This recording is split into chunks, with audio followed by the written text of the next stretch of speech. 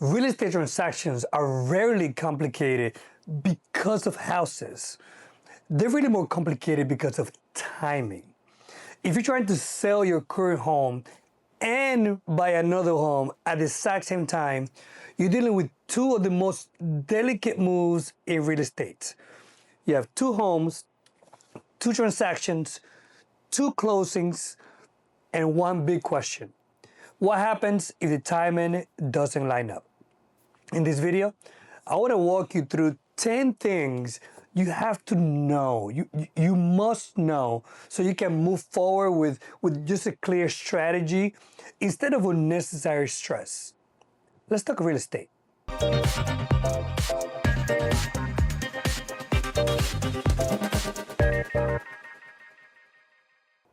Before we get started, I just want to say thank you to everyone who has subscribed already.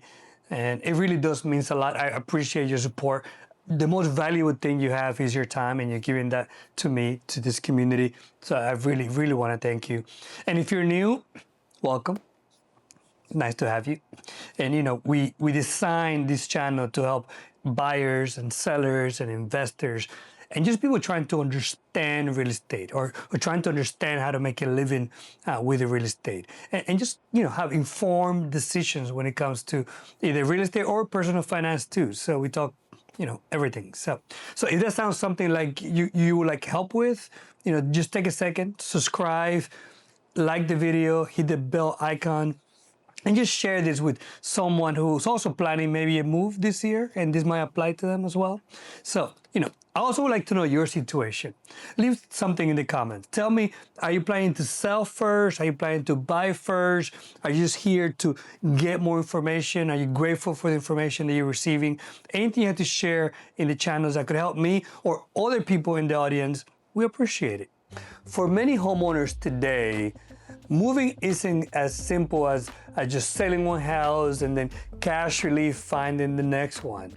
You know, people are balancing things like, you know, they're balancing things like school schedules and job relocations, mortgage rates, and we still are in a competitive housing market. So the challenge becomes how to coordinate two major financial transactions without creating unnecessary risk.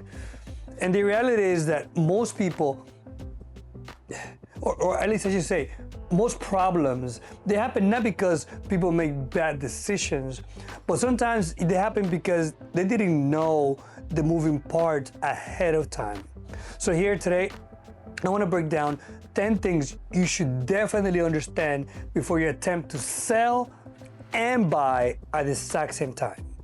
Let's start with the big picture. When you sell and buy at the exact same time, there really are just three ways that the timing can work. And that's it.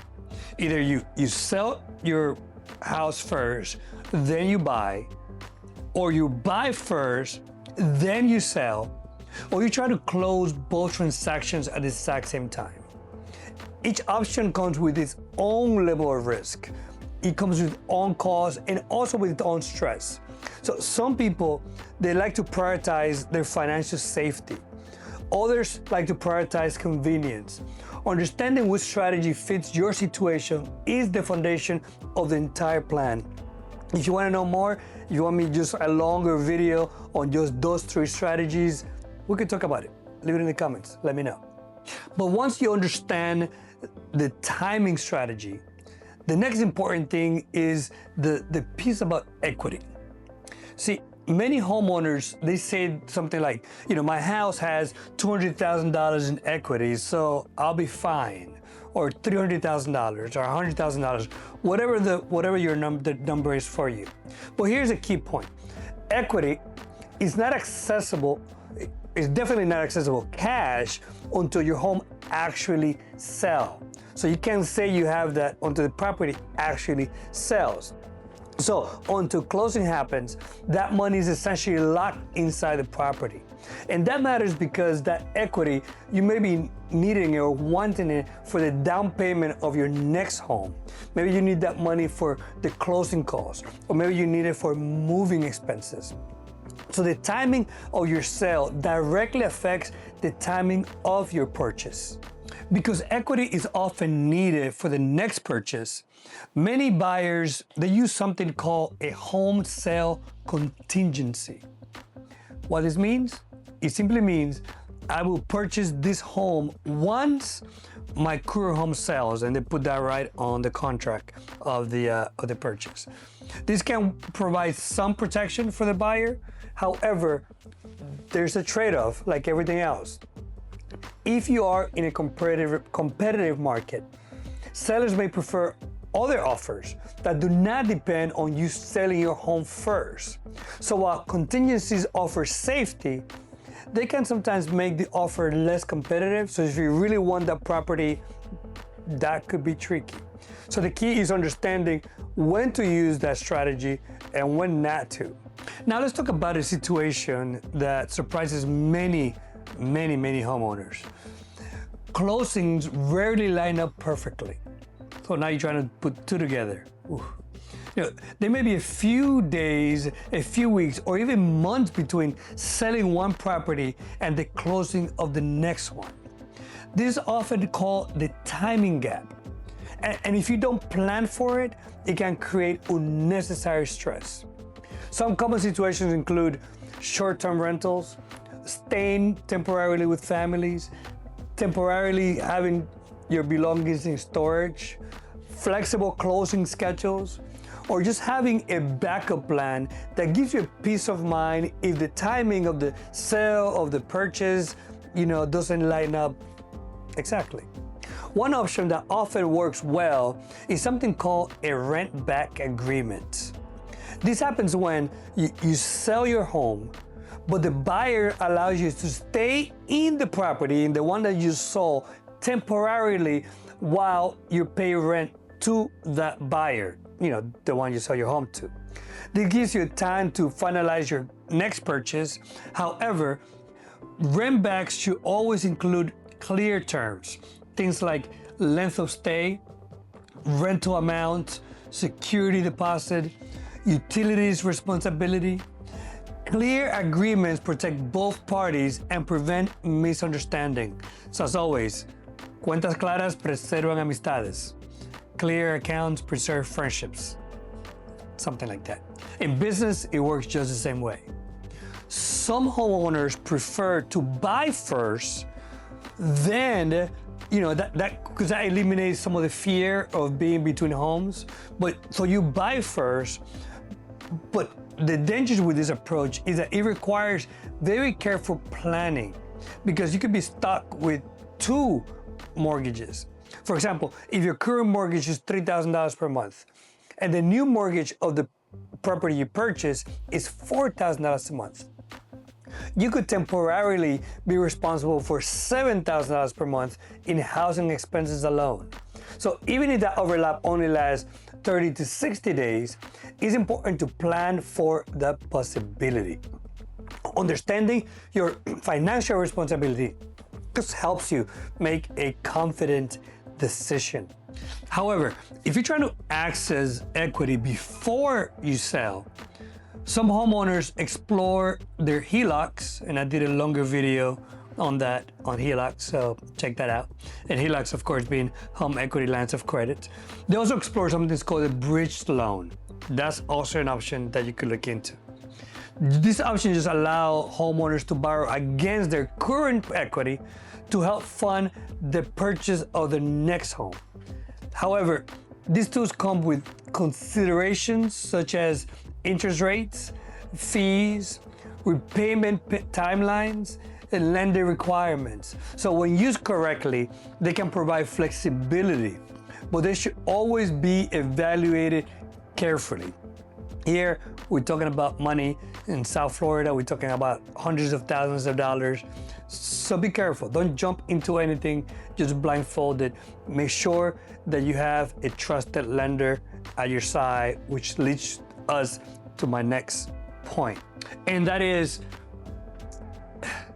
make sure that through this process that, while you're trying to buy and sell, make sure your lender understands the entire timeline, that your lender understands what you're trying to do, that you're not surprising your lender as the last person you want to surprise. And that could be, they might want to know things like what the expected listing date is, what the expected sale, the closing of the sale might be, whether funds will be used for down payment or not, whether you might carry 2 mortgages at the exact same time. The earlier these details are shared with your lender, the smoother the financial process becomes. And trust me, you're going to be very stressed. You want a smooth process. Real estate contracts often include many important deadlines, such as the inspection periods, the financing approvals, appraisal timelines, closing dates.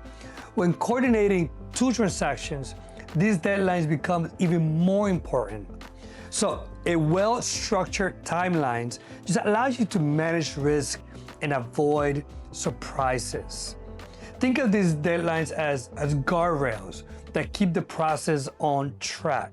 So make sure you have a trusted team on your side that not only understands it, but helps you truly keep all these deadlines together and, you out of trouble.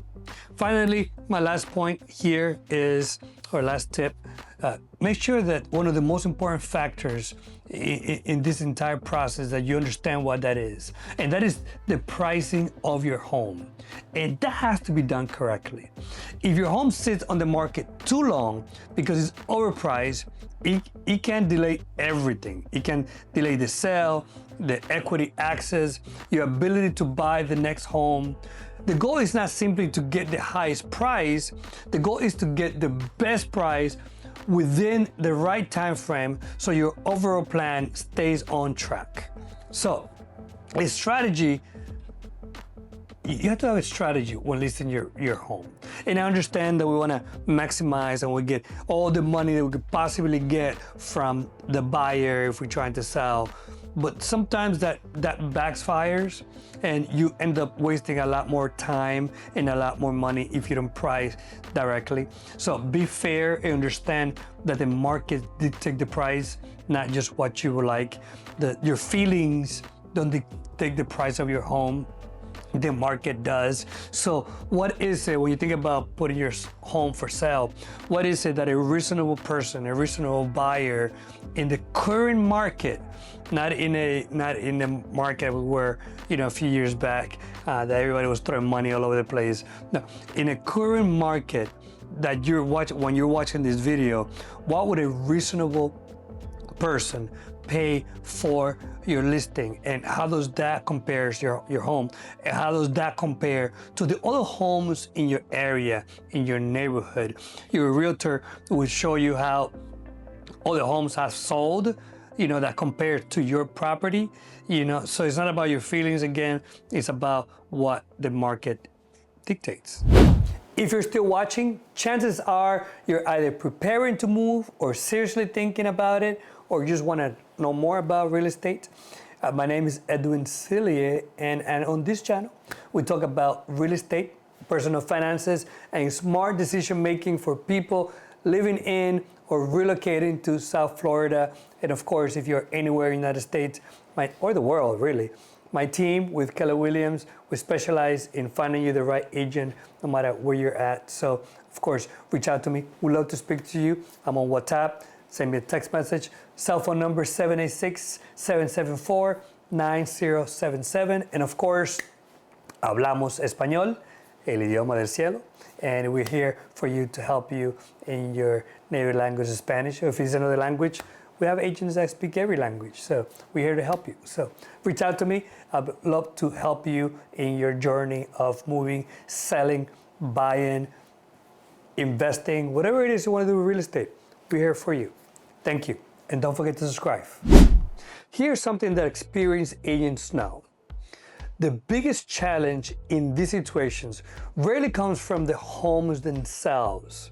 They come from unexpected delays. What am I talking about? Things like appraisal scheduling, lender conditions, title issues, buyer financing changes, those things can delay things immensely. So that's why experience planning includes time buffers.